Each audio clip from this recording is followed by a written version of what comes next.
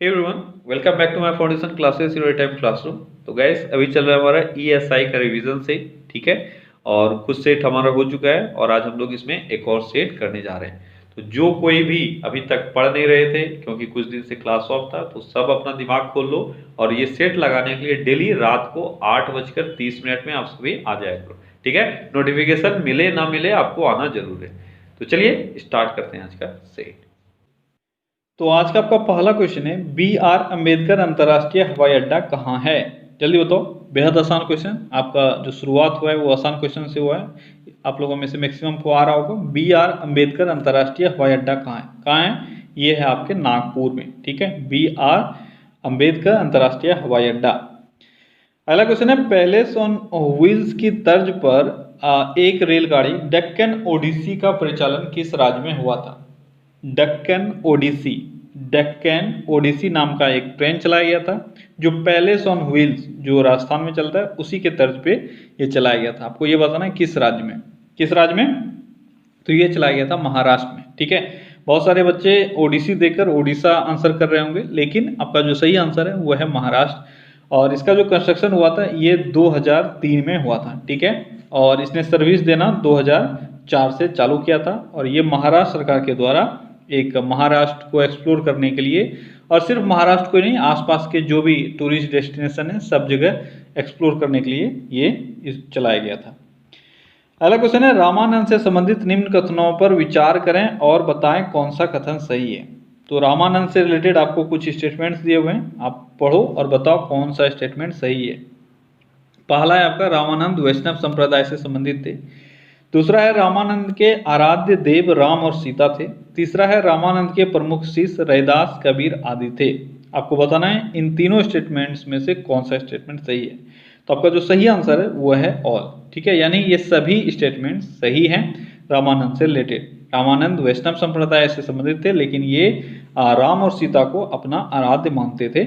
और इनके प्रमुख शिष्य कौन कौन हुए? रैदास हुए, कबीरदास हुए, और भी धन्ना था, और एक दो और भी थे, ठीक है। सेना एक था जो नाई था। और एक खासियत ये है कि रामानंद के जो भी शिष्य हुए, बहुत सारे ऐसे इनके फेमस शिष्य हुए जो अलग अलग जात से बिलोंग करते थे, क्योंकि जात उस वक्त बहुत मायने रखता था, ठीक है। जैसे कबीर है, ये जुलाहा था, ठीक है।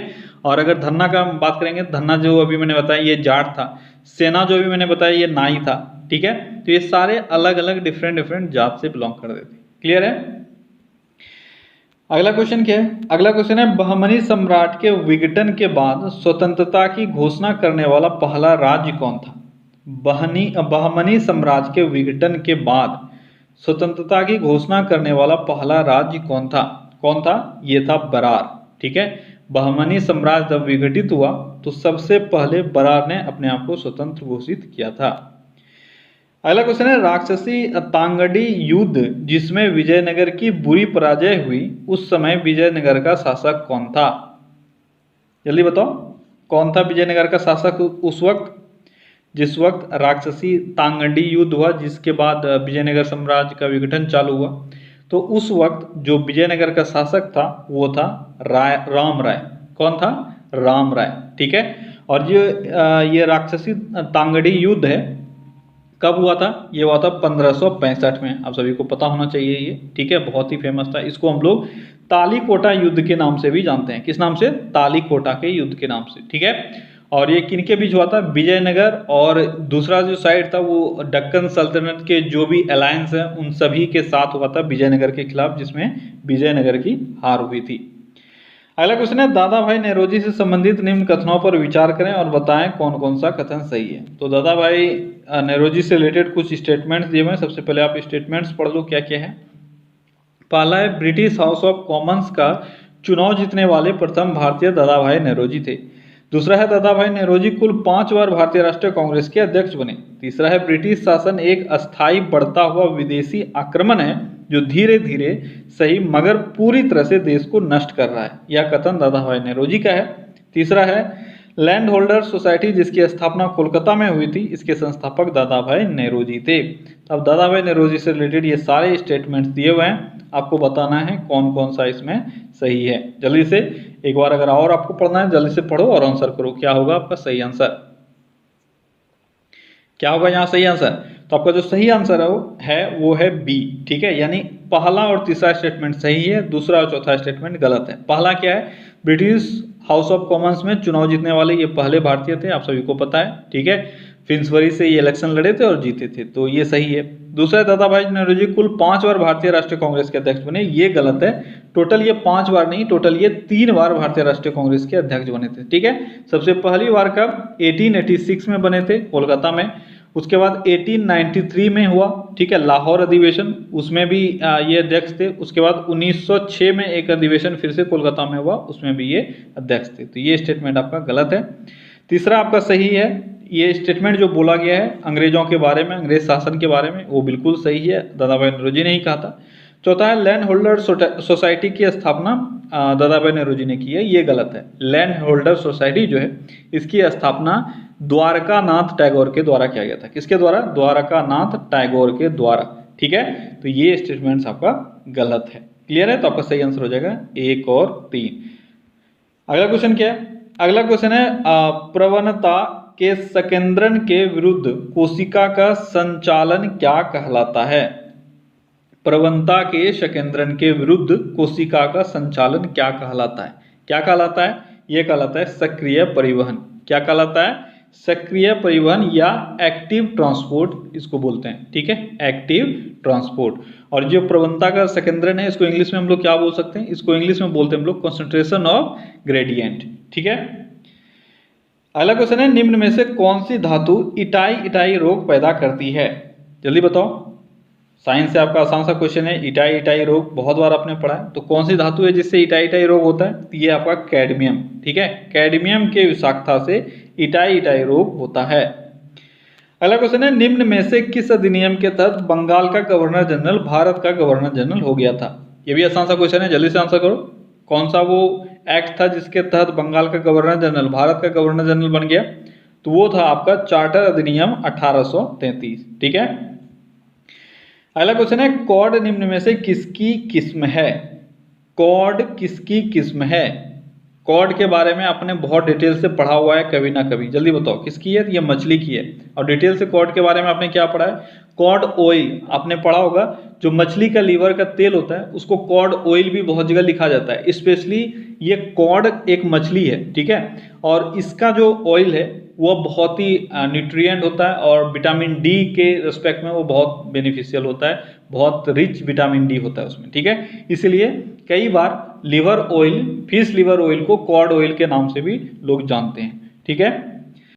अगला क्वेश्चन है, मानव रक्त में सामान्य कोलेस्ट्रॉल का स्तर है, मानव रक्त में सामान्य कोलेस्ट्रॉल का स्तर कितना होता है, कितना होता है, ये होता है 180 से 200 mg/dl। mg/dl का मतलब हो गया मिलीग्राम पर डेसीलीटर, ठीक है। कितना होता है, 180 से 200, यानी हर हालत में 200 mg/dl से कम रहना चाहिए नॉर्मल जो कोलेस्ट्रॉल लेवल है हमारे शरीर में।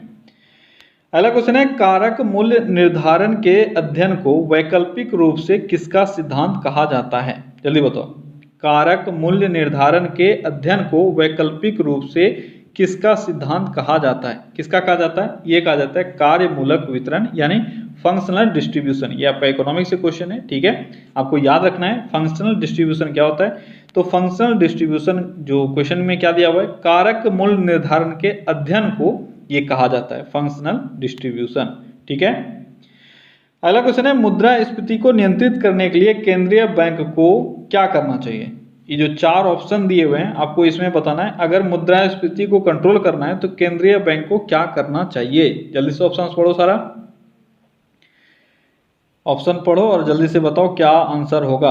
क्या आंसर होगा, आंसर है आपका खुले बाजार में सरकारी प्रतिभूतियों को बेचना चाहिए, ठीक है। अगर मुद्रास्फीति को कंट्रोल करना है तो ये एक बहुत बड़ा स्टेप है, वो लेना पड़ेगा केंद्रीय बैंक को। क्या करना होगा, खुले बाजार में सरकारी प्रतिभूतियों को बेचना होगा। अगला क्वेश्चन है, संगम के समय दक्कन के पठार के दक्षिण में 3 साम्राज्य प्राप्त हुए, इनमें से विषम को पहचाने। तो इसमें कौन सा विषम होगा, यह है आपका पल्लव, ठीक है। जो संगम काल का 3 जो वंश है वो है चोल, चेर और पांड्य, ठीक है। चोल, चेर और पांड्य ये 3 वंश है जो उल्लेखित है संगम साहित्य में। अगला क्वेश्चन है, बैंकों को हानि से बचाने के लिए सबसे अच्छा तरीका क्या है। इन चारों में से बताओ, अगर बैंकों को हानि से बचाना है सबसे अच्छा तरीका क्या है? सबसे अच्छा तरीका क्या है? यह है कि अच्छे जमानत स्वीकार करना। ठीक है, सबसे अच्छा तरीका क्या है? अगर हानि से बैंकों को बचाना है तो अच्छे जमानत को ही सिर्फ स्वीकार करें। अगला क्वेश्चन है, पिएट्रा ड्यूरा की तकनीक किस स्मारक में इस्तेमाल की गई है? पिएट्रा ड्यूरा की तकनीक, ये बनाने की तकनीक है। आपको ये बताना है निम्न में से किस स्मारक में इसका इस्तेमाल किया गया है।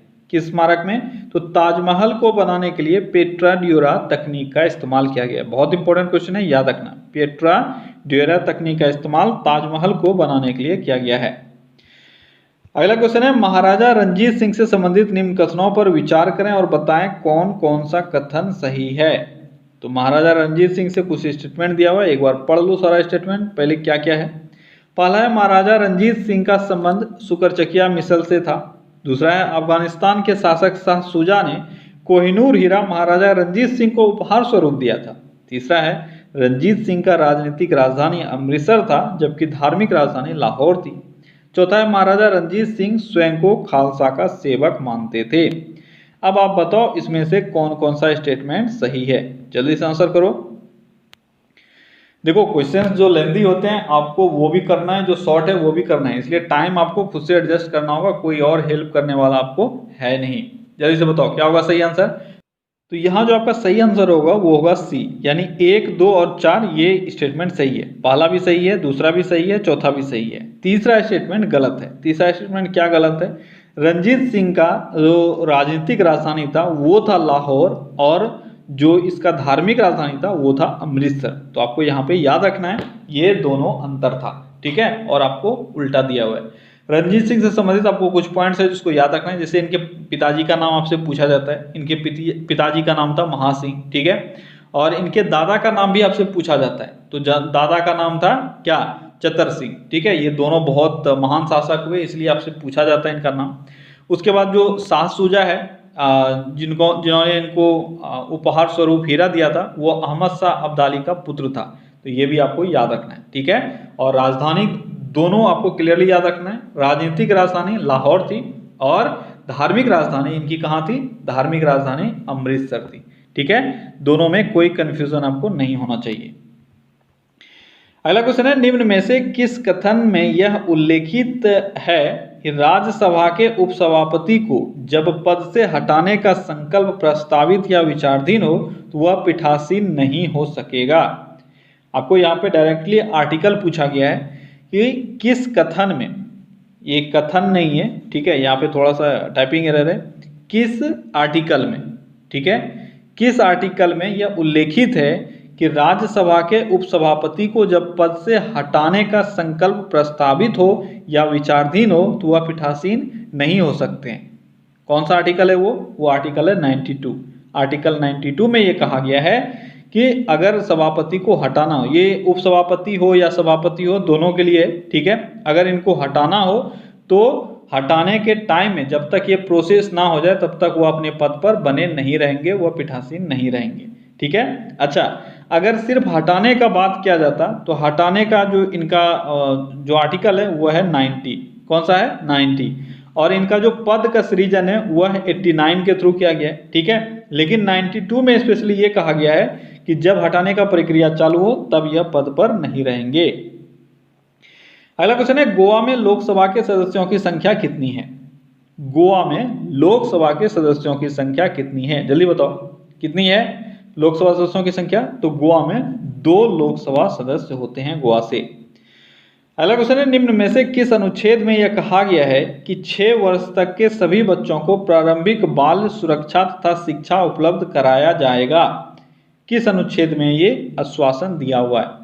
जल्दी बताओ कौन सा अनुच्छेद है? तो अनुच्छेद है आपका 45। ठीक है, मैंने बार बार आपको बोला हुआ है कि अनुच्छेद जितना कम से कम मैं पढ़ाता हूँ इसको याद कर लो, एग्जाम पॉइंट ऑफ व्यू से बेहद इंपॉर्टेंट है। ठीक है, जो अनुच्छेद पे ध्यान नहीं दोगे तो एग्जाम में 1 से 2 नंबर आपका नुकसान होगा। अगला क्वेश्चन क्या है? अगला क्वेश्चन है, इंडियन एसोसिएशन की स्थापना कब हुई थी? इंडियन एसोसिएशन की स्थापना कब हुई थी? जल्दी बताओ, ये भी आपके टेस्ट में हो चुका है।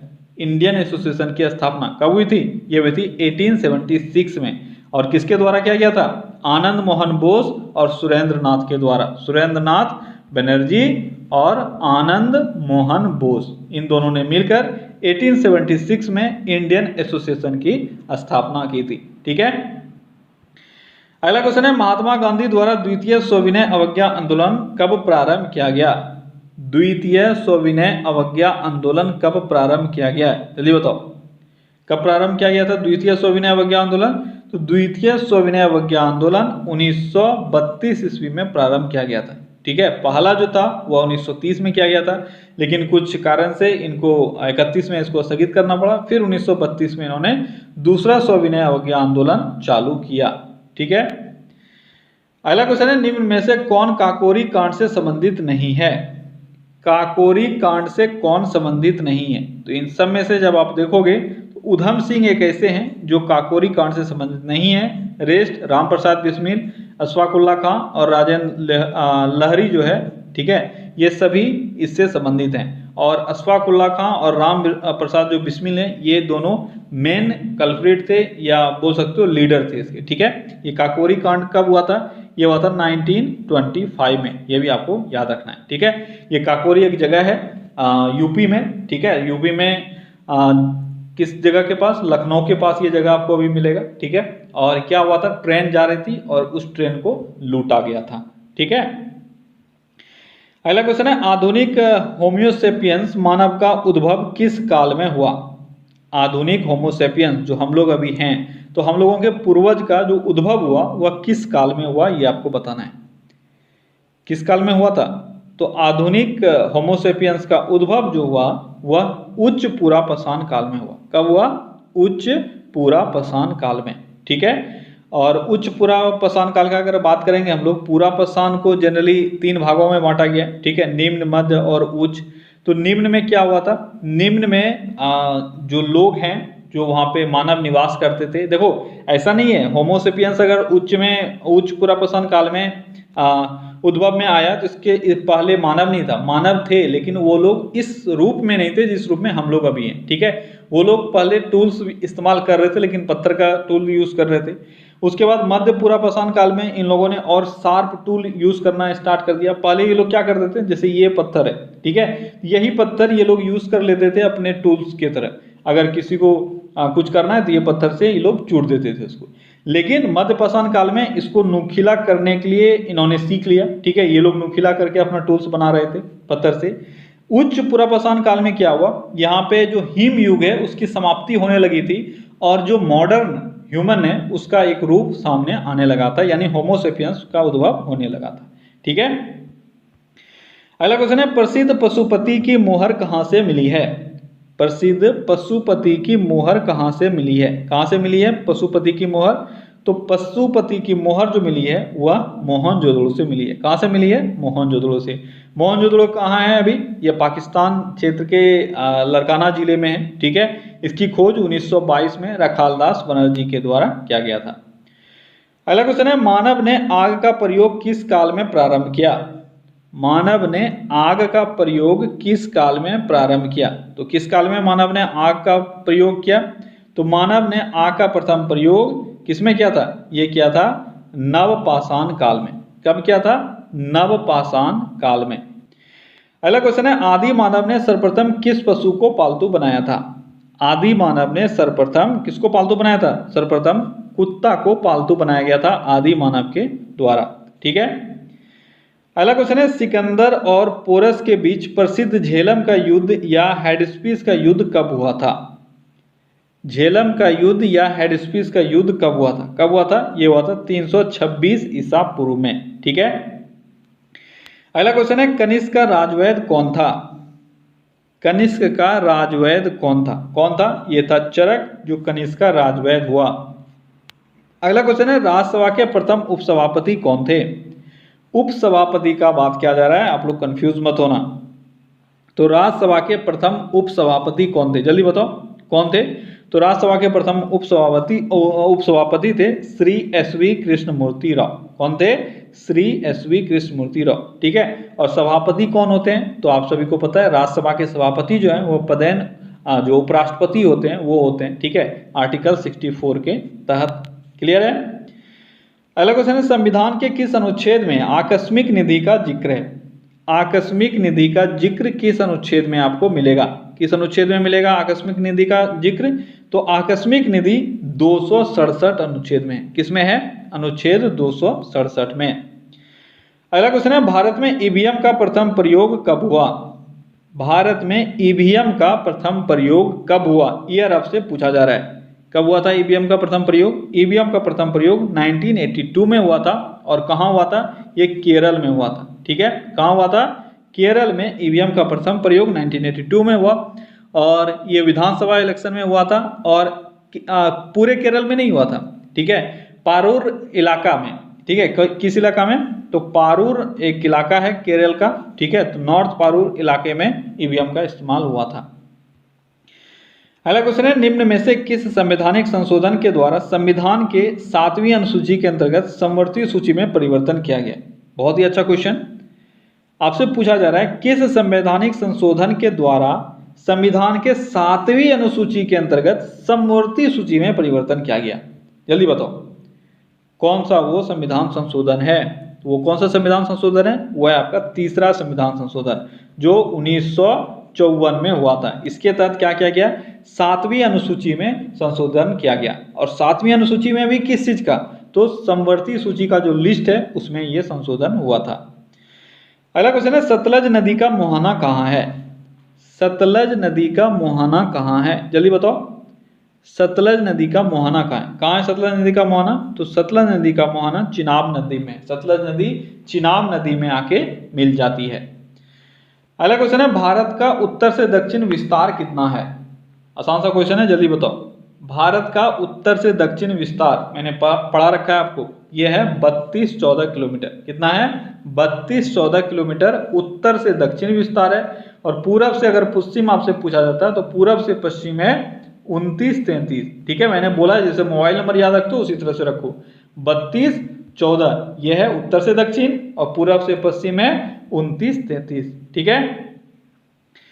अगला क्वेश्चन है, दोलन करने वाली वस्तु अपने साम्य स्थिति के किसी भी ओर जितनी अधिक से अधिक दूरी तक जाती है उस दूरी को क्या कहा जाता है? आसान सा क्वेश्चन है आपके फिजिक्स से, जल्दी बताओ। क्वेश्चन को अगर समझ लोगे तो फिर आसानी से आंसर कर पाओगे। क्वेश्चन को सबसे पहले समझ लो क्या क्वेश्चन बोल रहा है और आंसर करो। क्या होगा आपका सही आंसर? आपका सही आंसर होगा आयाम। क्वेश्चन बोल क्या रहा है? दोलन करने वाली वस्तु अपने साम्य स्थिति से, अगर दोलन करने वाली कोई वस्तु है अपने साम्य स्थिति मतलब ये जो नॉर्मल पोजीशन है इसका, ठीक है, इससे किसी भी ओर जितनी अधिक से अधिक दूरी तक जाती है, यानी किसी भी डायरेक्शन में अधिक से अधिक दूरी जितना वो कवर करती है, ठीक है, इसी दूरी को क्या कहा जाता है? तो इसी दूरी को कहा जाता है आयाम। क्या कहा जाता है? आयाम। ठीक है। अगला क्वेश्चन क्या है? हुक के नियम के अनुसार प्रत्यास्था की सीमा में किसी वस्तु में उत्पन्न विकृति उस पर लगाए गए डैश के समानुपाती होता है। हुक के नियम के अनुसार प्रत्यास्था की सीमा यानी इलास्टिसिटी का जो सीमा है उसमें किसी वस्तु में उत्पन्न विकृति पर उस पर लगाए गए डैश के समानुपाती होता है। किसके समानुपाती होता है? तो उस पर लगाए गए प्रतिबल के समानुपाती होता है। हुक्स का नियम इलास्टिसिटी से संबंधित है और एक फॉर्मूला याद रखना बेहद इंपॉर्टेंट है, याद रखना। क्या होता है? ये होता है स्ट्रेस अपॉन स्ट्रेन। क्या होता है? Stress upon strain. ये बहुत इंपॉर्टेंट फॉर्मूला है, याद रखना। स्ट्रेस आपका हो गया प्रतिबल और स्ट्रेन आपका हो गया विकृति। ये हुक्स का नियम कहता है। अगला क्वेश्चन है, रक्त समूह ए में एंटीबॉडी क्या होता है? रक्त समूह ए में एंटीबॉडी क्या होता है? जल्दी बताओ। क्या उसमें होता भी है या एंटीबॉडी एब्सेंट होता है? तो देखो ये एक कॉन्सेप्ट है जिसको याद रखना अभी जो मैं बता रहा हूँ, ठीक है। ब्लड ग्रुप जो है आप जिसको ABC पढ़ते हो उसमें दो चीजें होती है, एक एंटीबॉडी और एक एंटीजेन। क्या होता है? सबसे पहले मैं एंटीजेन लिखता हूँ, ठीक है, एंटीजेन, और दूसरा एंटीबॉडी, ठीक है, ये दो चीजें होती है। तो जब आप ब्लड ग्रुप A का बात करोगे तो इसमें जो एंटीजेन है वो है A, कैपिटल A, और एंटीबॉडी जो इसमें होता है वो होता है स्मॉल b। यानी एंटीबॉडी को हम लोग स्मॉल से रिप्रेजेंट करते हैं और एंटीजेन को हम लोग कैपिटल से रिप्रेजेंट करते हैं। ठीक है, क्लियर है? ये बहुत अच्छे से इसको याद रख लेना। वहीं पे अगर हम लोग बी का बात करेंगे तो एंटीजेन जो है वह हो जाएगा बी, लेकिन एंटीबॉडी जो है वह हो जाएगा ए। जस्ट इसका उल्टा होता है, ठीक है। यहाँ पे आपका आंसर क्या हो जाएगा, यहाँ आंसर हो जाएगा बी, क्योंकि एंटीबॉडी पूछा जा रहा है और एंटीबॉडी में जस्ट उल्टा होगा, ठीक है। अगला क्वेश्चन है, एड्रीनल ग्रंथि के बाहरी भाग को क्या कहा जाता है। एड्रीनल ग्रंथि के बाहरी भाग को क्या कहा जाता है, ये कहा जाता है एड्रीनल कॉर्टेक्स। क्या कहा जाता है, एड्रीनल कॉर्टेक्स। और अंदर के भाग को कहा जाता है एड्रीनल मेडुल्ला, ठीक है। ये दोनों पॉइंट आपको याद रखना है। एड्रीनल ग्रंथि के बाहरी भाग को एड्रीनल कॉर्टेक्स कहा जाता है और आंतरिक भाग को एड्रीनल मेडुल्ला। अगला क्वेश्चन है, एचआईवी में किस तरह का आरएनए या डीएनए पाया जाता है। एचआईवी में किस तरह का आरएनए या डीएनए पाया जाता है, किस तरह का पाया जाता है। इसमें सिंगल स्ट्रैंडेड आरएनए पाया जाता है। क्या पाया जाता है, सिंगल स्ट्रैंडेड आरएनए। अगला क्वेश्चन है, नक्शे पर क्षेत्रफल मापने के लिए प्रयुक्त यंत्र को क्या कहते हैं। नक्शे पर अगर क्षेत्रफल आपको मापना है तो आप लोग जिस यंत्र का इस्तेमाल करोगे उसको क्या कहा जाता है, उसको प्लेनीमीटर कहा जाता है, ठीक है। अगला क्वेश्चन है, चांद पर उतरने वाला दूसरा आदमी कौन था। बहुत बार आपने ये पढ़ लिया है, वन लाइनर में भी आपने पढ़ लिया है, आपने क्वेश्चन में भी पढ़ लिया है, जो सेट चल रहा है आपका। जल्दी बताओ कौन है वो। अब तक तो अगर किसी को नहीं भी आता था तो उनको याद हो जाना चाहिए, वो थे एल्ड्रिन, ठीक है। क्या नाम था उनका, बज एल्ड्रिन। ये थे चंद्रमा पर उतरने वाले दूसरे व्यक्ति। क्लियर है। अगला क्वेश्चन है, भारत में सबसे बड़ा बाघ अभ्यारण्य कौन सा है। भारत में सबसे बड़ा बाघ अभ्यारण्य कौन सा है, ये आपका नागा अर्जुन अभ्यारण्य जो सबसे बड़ा बाघ अभ्यारण्य है भारत में। अगला क्वेश्चन है, तंजानिया की राजधानी कहाँ है। तंजानिया की राजधानी कहाँ है, तंजानिया की राजधानी है डोडोमा, ठीक है। अगला क्वेश्चन है, लोकसभा के लिए पहले मध्यावधि चुनाव कब हुए थे। लोकसभा के लिए पहले मध्यावधि चुनाव कब हुए थे, जल्दी बताओ कब हुए थे। ये हुआ था 1977 में, ठीक है। 1977 में पहली बार मध्यावधि चुनाव हुआ था। अगला क्वेश्चन है, दुनिया में सबसे पहली महिला प्रधानमंत्री कौन थी। बेहद आसान क्वेश्चन ये है, श्रीमावे भट्टारनायके। ये दुनिया की पहली महिला प्रधानमंत्री बनी और कहाँ की बनी, तो श्रीलंका की प्रधानमंत्री बनी थी ये। अगला क्वेश्चन है, भारत में सबसे पहले निर्मित रंगीन चलचित्र कौन सा है। भारत में निर्मित पहला रंगीन फिल्म कौन सा है, कौन सा है, यह है किसान कन्या। कब हुआ था इसका प्रोडक्शन, इसका प्रोडक्शन हुआ था 1937 में, ठीक है। किसान कन्या 1937 में बना था। और इसके डायरेक्टर कौन थे, इसके डायरेक्टर थे मोती बी गडवानी, ठीक है। और इसके प्रोड्यूसर कौन थे, आरदेसर ईरानी। ये दो तीन चीजें हैं जिसको आपको याद रखनी है। अगला क्वेश्चन है, भारत की सबसे पहली इंजीनियरिंग शिक्षा संस्था कौन सा है, जल्दी बताओ। भारत की पहली इंजीनियरिंग शिक्षण संस्थान का अगर हम लोग बात करेंगे तो वो कौन सा है, कौन सा है, वो है रुड़की इंजीनियरिंग कॉलेज, ठीक है। मैंने बताया हुआ था रुड़की इंजीनियरिंग कॉलेज, इसकी स्थापना 1853 में हुई थी। और इसको पहले रुड़की इंजीनियरिंग कॉलेज के नाम से नहीं जाना जाता था, इसको पहले किस नाम से जाना जाता था, Thomson college of civil engineering. क्या जाना जाता था, Thomson college of civil engineering, ठीक है। और इसकी स्थापना डलहौजी के समय में हुई थी। अगला क्वेश्चन है, राष्ट्रीय कृषि अनुसंधान प्रबंधन एकेडमी कहाँ स्थित है। राष्ट्रीय कृषि अनुसंधान प्रबंधन एकेडमी कहाँ स्थित है, कहाँ स्थित है, ये स्थित है हैदराबाद में। कहाँ स्थित है, हैदराबाद में स्थित है राष्ट्रीय कृषि अनुसंधान प्रबंधन एकेडमी। अगला क्वेश्चन है, रेडियो का प्रथम प्राइवेट एफएम चैनल निम्नलिखित में से किस शहर में शुरू किया गया था। रेडियो का पहला प्राइवेट एफएम चैनल कहाँ शुरू किया गया था, कहाँ किया गया था, ये किया गया था बेंगलोर में, ठीक है। कब किया गया था, 1901 में किया गया था रेडियो सिटी के द्वारा। कब, किसके द्वारा, रेडियो सिटी के द्वारा, ठीक है। अगला क्वेश्चन है, राजस्थान की किस नदी को वन की आशा के नाम से जाना जाता है। वन की आशा के नाम से किस नदी को जाना जाता है, जल्दी बताओ। राजस्थान की वन की आशा, ये बनास रिवर, ठीक है, जो अरावली की पहाड़ी से निकलती है और इसको राजस्थान में वन की आशा के नाम से जाना जाता है। अगला क्वेश्चन है, पैरामीशियम में उत्सर्जक छिद्र डैश के रूप में जाना जाता है। पैरामीशियम में जो उत्सर्जक छिद्र है उसको क्या कहा जाता है, क्या कहा जाता है, उसको साइटोपोइस कहा जाता है। अगला क्वेश्चन है, एंजाइम के प्रोटीन भाग को क्या कहते हैं। एंजाइम के प्रोटीन भाग को क्या कहा जाता है, तो एंजाइम के प्रोटीन भाग को एपो एंजाइम कहा जाता है, ठीक है। अगला क्वेश्चन है, शब्द ब्लड मून का उपयोग डैश को संदर्भित करने के लिए किया जाता है। ब्लड मून का उपयोग किसको संदर्भित करने के लिए किया जाता है, जल्दी बताओ, किसके लिए इस्तेमाल होता है ब्लड मून? तो ये चंद्र ग्रहण के लिए इस्तेमाल किया जाता है। अगला क्वेश्चन है, आदर्श रूप से अति चालकता का अर्थ डैश है।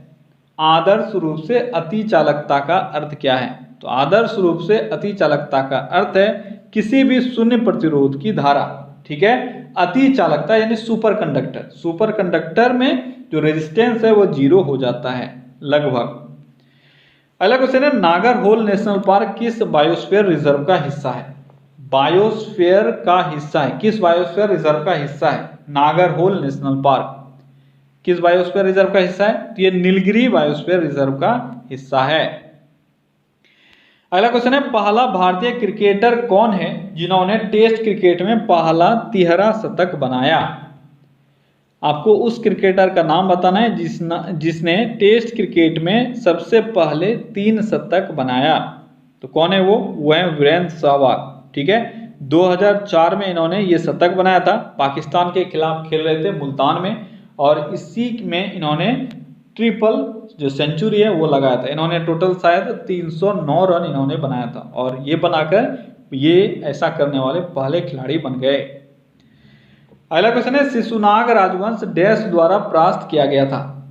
शिशुनाग राजवंश को किसने परास्त किया था? किसने? महापद्मानंद ने इनको परास्त किया था, शिशुनाग राजवंश को, और इसके बाद नंद वंश की स्थापना की थी। अगला क्वेश्चन है, 1857 के विद्रोह के दौरान विलियम टेलर और आई कुछ नहीं है, ठीक है, विलियम टेलर किस राज्य से जुड़े थे, जल्दी बताओ। 1857 के विद्रोह के दौरान विलियम टेलर किस राज्य से जुड़े थे? किस राज्य से जुड़े थे? ये जुड़े थे बिहार से, ठीक है। 1857 के विद्रोह के दौरान ये पटना के कमिश्नर थे। कौन थे? William Taylor. अगला क्वेश्चन है, शेरशाह से संबंधित कुछ कथन दिया हुआ है, आपको बताना है कौन सा कथन इसमें गलत है। चलो एक तरफ से सारे स्टेटमेंट को पहले पढ़ लेते हैं। पहला है, शेरशाह अफगान वंश का शासक था जिसने सूर्य सम्राट नहीं सूर्य वंश की स्थापना की है, सूर्य वंश की स्थापना की। तो सूर्य वंश की स्थापना शेरशाह सूरी के द्वारा किया गया था, ये बिल्कुल सही है। दूसरा है, शेरशाह के बचपन का नाम फरीद खां था, क्या ये सही है, जल्दी बताओ। तो बिल्कुल सही, शेरशाह के बचपन का नाम फरीद खां ही था। तीसरा है, शेरशाह का अंतिम सैन्य अभियान कालिंजर का अभियान था, ये भी सही है। कालिंजर का अभियान जो था वह शेरशाह का अंतिम सैन्य अभियान था, क्योंकि इसी अभियान के दौरान इसकी मृत्यु हो गई थी, ठीक है। और अगला है आपका, शेरशाह के समय पैदावार का लगभग 1/6 भाग लगान के रूप में वसूला जाता था। तो जब ऊपर का तीनों सही हो गया तो यही गलत होगा। 1/6 भाग नहीं, 1/3 भाग जो है वह लगान के रूप में वसूला जाता था, ठीक है। अगला क्वेश्चन है, भारतीय राष्ट्रीय कांग्रेस के किस क्षेत्र में पूर्ण स्वराज घोषणा को अपनाया गया था? आपको यह बताना है किस क्षेत्र में जो पूर्ण स्वराज की घोषणा है उसको अपनाई गई थी। तो आसान सा क्वेश्चन है, लाहौर में इसकी घोषणा की गई थी। अगला क्वेश्चन है, हैवलॉक द्वीप का नया नाम क्या है? हैवलॉक द्वीप का नया नाम, एक समय था जब ये आपके करंट अफेयर्स का पार्ट था, अब स्टैटिक जीके बन गया। तो ऐसे भी बहुत सारे क्वेश्चंस होते हैं जो जब आप पढ़ते हो तभी करंट रहता है, लेकिन बाद में वो स्टैटिक बन जाता है। तो क्या होगा आपका सही आंसर? आपका सही आंसर होगा स्वराज द्वीप, ठीक है। हैवलॉक का द्वीप जो है उसको बदल कर क्या कर दिया गया? स्वराज द्वीप। और ये सारा कांड जो है वो 2018 में नरेंद्र मोदी के द्वारा किया गया था, ठीक है। अगला क्वेश्चन है, ब्लू चिप कंपनी क्या है? ब्लू चिप कंपनी कैसी कंपनी को कहते हैं, जल्दी बताओ। कैसे कंपनी को ब्लू चिप कंपनी कहा जाता है? तो ब्लू चिप कंपनी कहा जाता है ऐसी कंपनियों को जो आर्थिक रूप से बहुत मजबूत होती है, ठीक है। अगला क्वेश्चन है, बिहार में ग्राम पंचायतों की संख्या कितना है? बिहार में ग्राम पंचायतों की संख्या कितनी है? तो बिहार में ग्राम पंचायतों की संख्या है 8463। कितना है? यह है लगभग, ठीक है। अगर इसके आसपास का भी कोई डाटा मिले और आसपास में यानी ऑप्शन में आपको एग्जैक्टली कोई आसपास का ज़्यादा डिफरेंस पे मिले, ठीक है, यानी अगर 8463 के बदले कहीं आपको 70 भी मिले तो भी आपका आंसर सही होगा, क्योंकि ऑप्शन हमेशा ऐसा ही रहेगा, जो डिस्टेंस है वो बहुत ज़्यादा आपको देखने को मिले, ठीक है। यहाँ का सही आंसर क्या है? 8463। अगला क्वेश्चन है, बिहार के प्रथम गवर्नर जयराम दौलतराम कब तक अपने पद पर बने रहे? भारत के प्रथम गवर्नर कौन थे? जयराम दौलतराम। आपको बताना है कब तक ये अपने पद पर बने थे, तो यह 1948 तक अपने पद पर बने रहे थे। अगला क्वेश्चन है, बिहार में जहानाबाद जेल नरसंहार कब हुआ था? जहानाबाद नरसंहार, जहानाबाद जेल नरसंहार। तो इन चारों में से जो आपको ऑप्शन है वो है ऑप्शन बी सही, यानी नवंबर 2005 में ये नरसंहार हुआ था। ठीक है, और इसमें बहुत सारे लोग मारे गए थे। इससे पहले भी 1999 में भी आपका जहानाबाद में नरसंहार हुआ है। अगला क्वेश्चन है, भारतीय रेलवे ने देश में कोरोना वायरस यानी कोविड-19 के बढ़ते प्रकोप के बीच किस नाम से काफी सस्ता वेंटिलेटर तैयार किया है? उसका नाम था जीवन। क्या नाम है? जीवन नाम है। अगला क्वेश्चन है, केंद्र सरकार के अनुसार जम्मू कश्मीर में कितने साल से रहने वाले नागरिक डोमिसाइल के हकदार होंगे? जम्मू कश्मीर आपको पता है ये राज्य नहीं रहा है, ये बन गया यूटी। ठीक है, और अभी कुछ ही दिन पहले केंद्र सरकार ने यह फैसला किया है कि किन लोगों को जम्मू कश्मीर का डोमिसाइल का दर्जा मिलेगा। किनको मिलेगा? जो लोग जम्मू कश्मीर में पिछले 15 साल से रह रहे हैं तो उनको जम्मू कश्मीर में डोमिसाइल का दर्जा दिया जाएगा। ठीक है, अगला क्वेश्चन है, पोषण अभियान को लागू करने में कौन सा राज्य प्रथम स्थान पर है? पोषण अभियान को लागू करने में, देखो लगता है मेरा टाइपिस्ट तुम लोगों के साथ मिला हुआ है, आंसर उसने हाईलाइट कर दिया है। तो आपका इसका आंसर क्या है? ए, आंध्र प्रदेश। ठीक है, अगला क्वेश्चन है, लोकसभा अध्यक्ष ओम बिरला ने गर्भवती महिलाओं के पोषण के लिए कोटा से कौन सा अभियान शुरू किया है? गर्भवती महिलाओं के लिए ओम बिरला के द्वारा एक पोषण अभियान चालू किया गया था। आपको बताना है वह अभियान कौन सा था? कौन सा था? सुपोषित मां अभियान। ठीक है, अगला क्वेश्चन है, किस उपन्यासकार ने वर्ष 2020 का पेन हेमिंग्वे अवार्ड जीता है? पेन हेमिंग्वे अवार्ड किस उपन्यासकार ने 2020 में जीता है? कौन है वो? वह है रुचिका तोमर। अगला क्वेश्चन है, हॉकी इंडिया द्वारा पहली बार Khelo India women's under 21 hockey league का आयोजन किस शहर में होगा? Khelo India women's under 21 hockey league का आयोजन कहाँ होना है? कहाँ होना है? ये होना है दिल्ली, बेंगलुरु, भुवनेश्वर, तीनों जगह पर यह आयोजित किया जाएगा। अगला क्वेश्चन है, उत्तराखंड राज्य ने किस शहर को अपनी अस्थायी ग्रीष्मकालीन राजधानी बनाने का ऐलान किया है? तो उत्तराखंड ने अपना अस्थायी रूप से ग्रीष्मकालीन राजधानी कहाँ बनाया है? यह है गैरसैंण। ठीक है, अगला क्वेश्चन है, 10 सरकारी बैंकों के विलय के बाद भारत में अब सार्वजनिक क्षेत्र के बैंकों की संख्या कितनी है? 10 बैंकों का विलय हुआ था इसी साल। ठीक है, आपको पता है। तो विलय के बाद कितने सार्वजनिक क्षेत्र के बैंक बच गए हैं? अब कितने बैंक बच गए हैं? टोटल 12 बैंक बच गए हैं। अगला क्वेश्चन है, BS6 ईंधन की आपूर्ति शुरू करने वाली भारत की पहली कंपनी कौन सी बन गई है? BS6 ईंधन को आपूर्ति करने वाला ये भारत का पहला कंपनी है। आपको बताना है क्या नाम है? इसका नाम है इंडियन ऑयल कॉरपोरेशन लिमिटेड। अगला क्वेश्चन है, 8वें भारत अंतर्राष्ट्रीय फिल्म पर्यटन सम्मेलन में किसने टूरिज्म इम्पैक्ट अवार्ड 2020 जीता है? टूरिज्म इम्पैक्ट अवार्ड 2020 किसको मिला है? किसको मिला है? ये मिला है जोया अख्तर को। अगला क्वेश्चन है, वर्ष 2020 में अर्थ आवर किस दिन मनाया गया? वर्ष 2020 में अर्थ आवर किस दिन मनाया गया? किस दिन मनाया गया? ये मनाया गया 28 मार्च को। ये कब मनाया जाता है? 28 मार्च को इस साल मनाया गया। ठीक है, मार्च के लास्ट सैटरडे को अर्थ आवर मनाया जाता है। तो इस बार ये 28 मार्च को पड़ा था। अगला क्वेश्चन है, 2021 में होने वाली 108वीं भारतीय विज्ञान कांग्रेस की मेजबानी कौन करेगा? 2021 में 108वीं भारतीय विज्ञान कांग्रेस का आयोजन जो होगा उसका मेजबान कौन सा शहर होगा? कौन सा शहर होगा? ये होगा पुणे, महाराष्ट्र। ठीक है, अगला क्वेश्चन है, जम्मू कश्मीर के सार्वजनिक स्वास्थ्य इंजीनियरिंग सिंचाई व बाढ़ नियंत्रण विभाग का नाम बदलकर क्या रख दिया गया है?